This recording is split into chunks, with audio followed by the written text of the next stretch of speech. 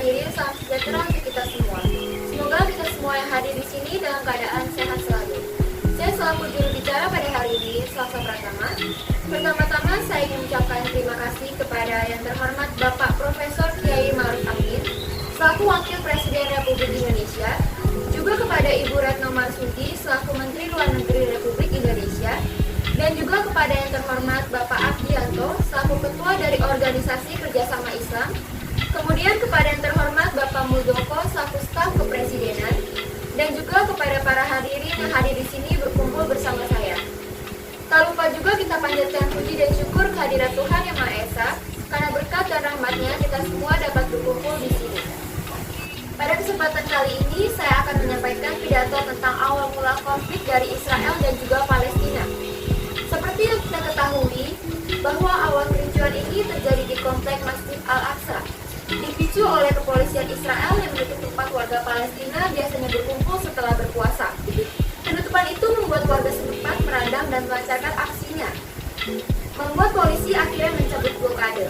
Sebanyak 136 orang terluka dalam bentrokan antara polisi Israel dan juga warga Palestina di Masjid Al-Aqsa. Namun, dalam beberapa hari terakhir, pertikaian kembali pecah karena Israel mengancam akan mengusir puluhan warga di kawasan Sheikh Jarrah. Dan pada hari Senin 17 Mei 2021, militer Israel melakukan serangan udara di jalur Gaza yang menghantam rumah dan infrastruktur dari kelompok Hamas. Berikut adalah cuplikan video dari Israel yang meluncurkan serangan balik ke Palestina.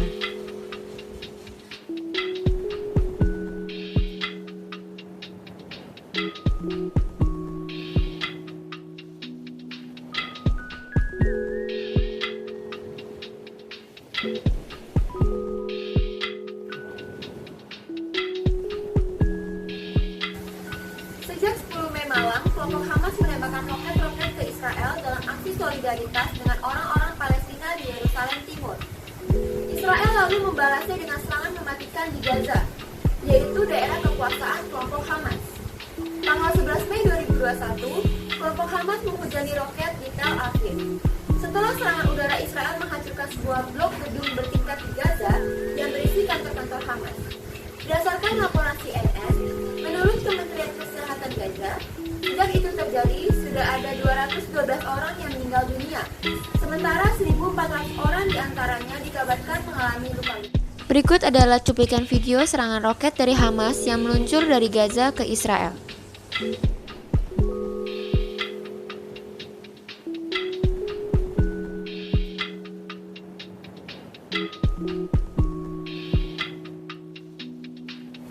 Terkait ancaman pengusiran atas warga Palestina dari wilayah mereka yang diklaim oleh para pemimpin Yahudi, membuat bentrokan juga pecah di Sheikh Jarrah. Sedikitnya 205 warga Palestina dan 17 aparat keamanan Israel mengalami luka-luka akibat bentrokan. Dan sebagian besar warga Sheikh Jarrah adalah orang Palestina. Namun bagi Israel, wilayah itu merupakan lokasi suatu tempat suci, karena terdapat makam seorang imam agung Yahudi. Polisi Israel menggunakan meriam air dari kendaraan lapis baja untuk membubarkan ratusan orang yang berkumpul di dekat rumah-rumah keluarga yang terancam diusir. Konflik ini bermula saat para pemimpin Yahudi menerima rencana dari PBB, tetapi banyak orang dari Palestina yang menentangnya, khususnya mereka yang melawan kepentingan Inggris di kawasan itu selama beberapa dekade. Pada tahun 1949, Inggris menarik diri dari Palestina dan Israel mendeklarasikan dirinya sebagai negara merdeka. Pada saat warga Palestina merasa keberatan dan negara-negara Arab dimobilisasikan untuk mencegah pembentukan negara Israel. Kejadian itu menyebabkan perang Arab dan Israel pada tahun 1948. Ketika perang berakhir, Israel sudah menguasai sebagian besar wilayah bekas kekuasaan Inggris, termasuk menguasai sebagian besar wilayah dari Yerusalem, sementara Yordania menguasai tepi barat dan Mesir menguasai Gaza. Menurut PBB, lebih dari setengah populasi Arab Palestina melarikan diri dan juga diusir. Tidak berhenti sampai di situ, perang dan konflik ini terus saja terjadi.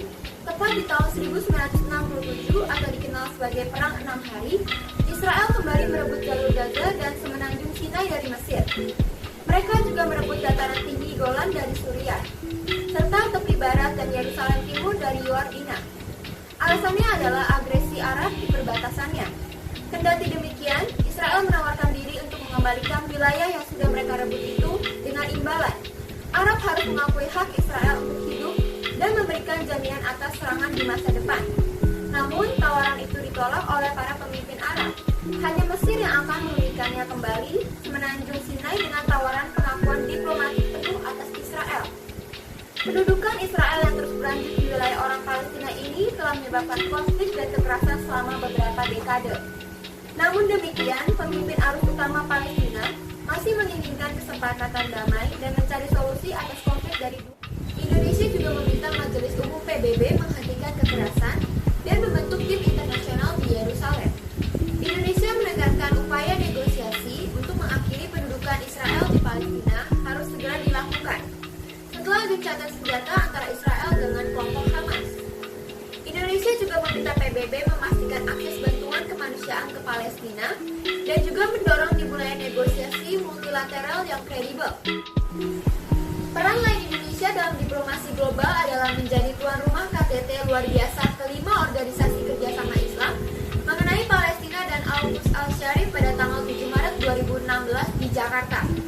KTT ini berhasil melahirkan Deklarasi Jakarta yang memaparkan komitmen dari para pemimpin negara-negara Indonesia untuk mengambil langkah-langkah nyata dalam menyelesaikan konflik di Palestina. Juga disepakati peningkatan bantuan finansial untuk Palestina.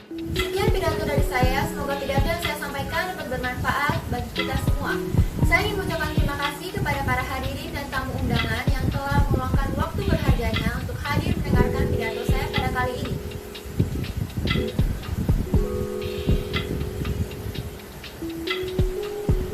Tetap patuhi protokol kesehatan dan ikuti aturan pemerintah. Sekian dari